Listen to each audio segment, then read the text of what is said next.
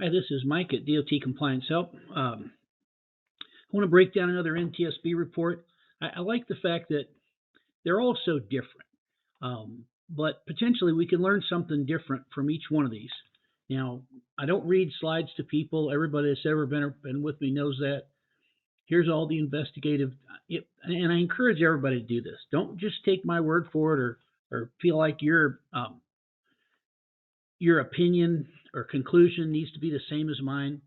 I encourage you that I give you enough information here. That's all you need. You can type in NTSB space and this sequence here or this one here. I don't know why they do it.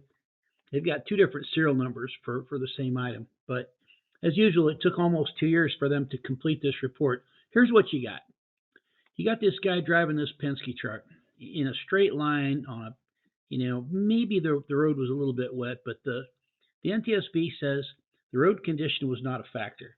And then you got this other guy driving this passenger vehicle in the opposite direction. The guy driving the truck crossed over the center line and kind of sideswiped this vehicle and killed several people.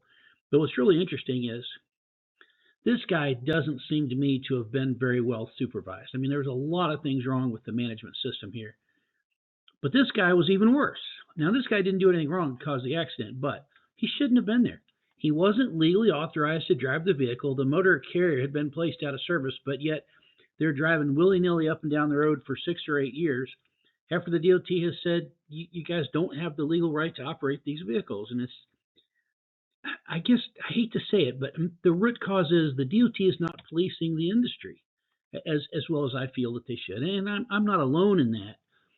I know that's kind of a controversial opinion, but I'm not the only one that feels that way. So here's the bottom line up front. Contributing to the severity of the incident, and the NTSB is going to harp on this forever. Passenger vehicles don't have proper restraints. It depends on your definition of the word proper, I guess. People that are working long hours or riding this van to get to the job site. A couple of them are laying down sleeping. So obviously, not everybody's got their seatbelts on. And sometimes in a passenger vehicle, especially privately operated vehicles, the seatbelts aren't really very easily accessible. So there's some issues about that. But the root cause seems to be driver fatigue, and not necessarily so much that it's not that the driver is being allowed to drive 19 hours a day or anything like that.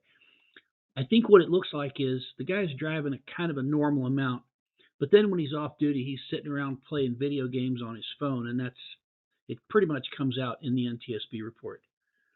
So the NTSB says that the DOT should do a better job. Here's your executive summary. Again, I'm not reading slides to you, but you can hit the stop button and read the comments for yourself. But I pretty much told you everything you see here. This is kind of my attempt to illustrate the concept of the 5 why method. And this may not be the best or the perfect application of that, but I've given it a shot here. The root cause seemed to be this guy was too sleepy. He lost consciousness. He crossed the center line. He killed those guys. Why was the driver fatigued? Well, because the motor carrier does not have a good safety management system. Why doesn't the motor carrier have a good safety management system? Well, because the people that own the company don't place sufficient priority on doing this right. Why does a motor carrier not care about following the DOT's guidelines? Because the DOT doesn't do a very good job of policing, and this is a new carrier. One of these guys was a chameleon carrier, and the other one was a new carrier. Why doesn't the DOT do a better job of overseeing this? Well, maybe they have a limited budget. Maybe they don't prioritize properly ride and hurt on the new motor carriers. And I apologize for this. Like I said, this is not perfect logic, but 4 and 5 are almost repeating each other, but not exactly. Why does the DOT not enforce the legal standard? Because of public desire for cheap freight. That's just a theory. I'm not the only one that feels that way, but it seems like as a country, we're more interested in cheap freight than we are safe cargo transportation. Human factors involved. This was kind of interesting. This is the guy that's driving the truck, the guy that caused the wreck. He didn't have any training at all. They put him behind the wheel of this vehicle and said, "Well, you know how to drive a truck." They showed him the route, and that was it. They turned him loose. Now, there seems to be some kind of a company policy that says it's okay to talk on your cell phone as long as you use a hands-free device from 2014, and then a newer one from 2020. But he wasn't even given the current policy. He has a copy. He has been given a copy of the 2014 policy. Human factors. Here's the problem with the driver. He spends more than half of his time when he's driving on the phone, but he wasn't on the phone at the moment of the collision. And I just saw this pattern in a different fatality. And I'm going to make a suggestion here. When a guy's alert, he's driving a truck and he feels like driving the vehicle doesn't take up his full attention. Maybe it's a little bit like me watching television. Sometimes I'm playing checkers on my phone because watching TV doesn't take my whole attention. So maybe guys are driving a truck and they're doing the same thing. They're talking on the phone to somebody that's not there. But in each of these cases, at the time of the accident, he's not talking on the phone. So maybe when they're really tired and struggling to stay awake, they're less likely to be talking on the phone. I don't know what we can do with that, but it's just an observation. When he's off duty, he's constantly on the phone now. It's just a coincidence. The guy may be staying away from home in a motel while he's working on a job, or he might be in his home. I didn't get that deep into it, but he's spending an inordinate amount of time texting and playing games on his phone, and he didn't get enough sleep. He was only getting 2 or 3 hours of sleep. It's interesting. I mentioned this, one of the few times he wasn't on the phone was during the 2 hours leading up to the crash. The company was not being run properly, and this is caged real carefully because I don't want to say in writing that they were negligent because that's a legal term, and I'm not a lawyer. They never told the driver not to talk on the phone while he was driving. They didn't give him a copy of the policy that says that, and there was no fatigue management policy in writing anywhere. This just shows the the um, the hours of service, which is not excessive. Drug and alcohol test didn't seem to be an issue. The NTSB says the company's safety manual was last modified in 2014, but then they came up with another one in 2020. Here you go. They have a safety policy dated in 2020, but the guy hadn't been given a copy of it. This this company is apparently running a number of box trucks. They're still in business. The other company is not, and this company is a chameleon carrier. So the NTSB is pointing out that the DOT really dropped the ball in a lot of different ways. Here's the simplicity of the incident. I mean, they're both going in a straight line, but this guy just crossed the center line and clobbered those fellas. So the motor carrier is a chameleon carrier. He was operating as Chopper DDS Inc., which I'm sure that means something to somebody. Um, Went bankrupt and immediately got this new DOT registration as Aero Global Logistics. I think he even had a compliance review. And here's the other company. This is the one that's operating the bus. They applied for a motor carrier authority. Or they got a DOT registration number. And when the DOT contacted them about a safety audit, they didn't respond. So therefore, they were revoked and completely did not have a DOT registration. So they were absolutely not a legitimate company. The driver was not legally authorized to drive the truck. He's from Venezuela. He might have had a legit visa. I don't know. But with a Venezuelan driver's license and this international ID, I guess you can drive a passenger car, but not a commercial vehicle. And he didn't have a DOT card. So here's Aero Global Logistics. This is the company that's operating the truck. And this is them. They're still in business. As you can see, they're not a little fly-by-night puny company. Their crash rate is not that high, so they had some kind of a compliance review a year or so before the incident. I don't think they could have possibly done a good job because the company obviously does not have a halfway decent, based on what the NTSB sees, they do not have a halfway decent system of safety management controls. Here's the other company that's operating the bus, absolutely not authorized to operate.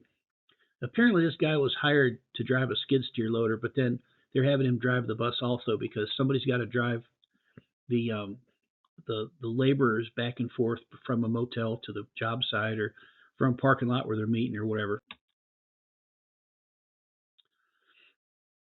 Inactive. This company is installing solar panels and they're using these buses to take the workers to the job sites. The NTSB says we looked for this, and this. They didn't produce any of this. There was no DOT card. The driver had not had any drug and alcohol testing. There was no evidence of any record of duty status for the bus driver at all. But then at the same time, the NTSB has to say there's no evidence that the bus driver was falling asleep. So the two drivers are just about equal. The only difference is one of them crossed the center line. This is the compliance review that was done on the passenger bus operator. And again, this is a company that's installing solar panels, and they're using this bus to haul people to the job site. They didn't have a drug and alcohol testing system. The driver wasn't qualified. He didn't have a DOT card. I mean, look, these are all critical and acute violations. This is enough to sink 3 companies. And then I think at least one of these is also critical or acute, but the NTSB for some reason didn't list it. But this combination of these 2 pages of violations, I mean, this is way more than enough to put anybody out of business. And they gave them an unsat safety rating and fined them this little puny amount of money, which I doubt if they paid. I mean, it's just companies like this are like smoke. When you know how when you open the freezer, there's this little puff of smoke that lasts for less than a second. Companies like this, after a wreck, tend to disappear, I think. The NTSB's analysis, the highway condition was not an issue, the weather was not a factor, mechanical condition wasn't a problem. And interestingly, neither one of the drivers was on the cell phone at the time of the crash. No evidence of drug and alcohol impairment. The medical condition of both drivers doesn't seem to be a factor, even though one of the drivers did not ever have a DOT physical. And the fatigue thing regarding the bus driver didn't seem to be a problem, but regarding the truck driver, fatigue seemed to be an issue. Probable cause, that guy driving that Penske truck had less than 5 hours of sleep each night, had received no safety training. The company does not have a fatigue management plan.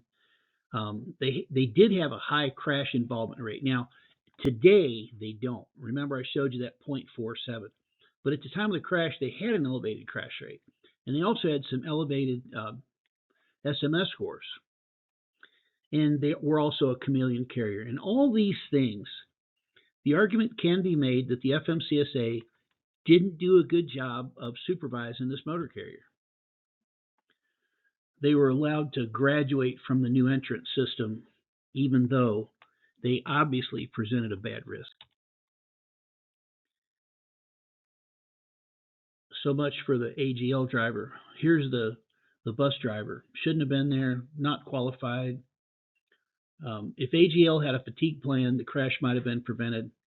But if the FMCSA had taken some action against AGL, the accident wouldn't have happened. This is the continuation of the NTSB findings. They got that DOT registration number. I don't know. For years and years and years, I've been hearing that the DOT is going to start catching these chameleon carriers. And I don't think it's ever really happened. Keep in mind, this just happened a couple years ago. The bus operation, this was interesting. Maybe they couldn't register the vehicles in the state they were in because they didn't have a valid DOT number, but they were able to get the bus registration in Montana. They don't have any business in Montana. They just have a P.O. box in Montana. And I've heard this one before. This first comment is mine. Companies like Penske will rent a truck to anybody, even though it's obviously being used for business. And I think, I don't know, I'm not necessarily saying Penske should be held responsible. I'm just saying it seems like if you come into Penske with a driver's license and say, I want to rent this 24,000-pound box truck to move my furniture, fine. You're a homeowner, you have the right to do that. But if you come to Penske and say, I'm running this business and I need an extra truck today, shouldn't Penske check to make sure you have a legitimate DOT number? I don't know. I've always thought that. And of course, here's that Montana license plate thing. The NTSB is calling this out. The NTSB says, and this is interesting, the DOT doesn't inspect passenger vehicles very much because they don't want to inconvenience the passengers. And the NTSB is saying, since we don't inspect the vehicles very often, maybe we should do compliance reviews more often. Now, when I first got in this business back in the late 80s, early 90s, it's my understanding that passenger motor carriers did get more compliance reviews, and I've had as many as 3 and 5 years. Passenger restraints, the NTSB always brings this up. Um, Even if the passengers had wanted to fasten their seatbelts, maybe some of them wouldn't be able to reach the seatbelts because the way they're installed in the buses, they can fall down on the floor and they're impossible to reach. And that had apparently happened, and that was some of the seats. But a couple of the guys were laying down. And if you look at the NTSB report, I mean, there's even a diagram that shows you exactly where everybody was, including the ones that were laying down sleeping. So better passenger restraints. Lane departure warning system. Now this is interesting. If the crashed vehicle, the truck, the guy that caused the accident, if that vehicle had been equipped with a lane departure warning system, maybe this accident could have been prevented. More stringent requirements for new entrant safety audits. I did new entrant safety audits, and I think they should be more well done. The ones that we did were done very well, but I've seen some since then that are very, very slapdash. In fact, nowadays they do them remotely, and what should happen is the motor carrier should be told, okay, let's see a list of drivers, and then the investigator picks a couple of those drivers at random, and then we'll pick some records of duty status at random and some maintenance files at random. But the way it's done today, you get this email that says, send us one driver's log, send us one driver's file, send us one maintenance folder. It's too easy. So I definitely agree with this, that the new entrant audit should be more in depth, but I also think we should do more compliance reviews. The DOT knew that there was a lot of things going wrong with this AGL company, but they allowed them to continue to operate. So the NTSB is really pinning the rose on the FMCSA with regard to this particular fatality incident. And here's, they're talking about Montana. If the state shouldn't be selling the registration if the companies don't live there and they don't have valid authority and stuff. The driver fatigue was the bottom line, and contributing to the severity was the lack of restraint. So these are the absolute two main things that the NTSB called out about this whole thing. And of course, and the FMCSA, not sufficient enforcement. So there's a lot of different ways to look at the NTSB reports. And this is my 4th video, and I've taken a different approach to each one of them. And if you see something that you want to add or disagree with, by all means, I'd love to see some comments. But any questions or comments, you can post them here. Please like and subscribe like everybody else says, or send us an email. I'm going to continue to work my way through a stack of NTSB reports. I'm working my way backwards historically. And what I hope to do is I hope to finally get to one that happened in 1986 when I was a newspaper reporter. Probably one of the most interesting accidents I've ever heard of, and I was actually on the scene when it happened. But you'll have to wait for that. Have a great day.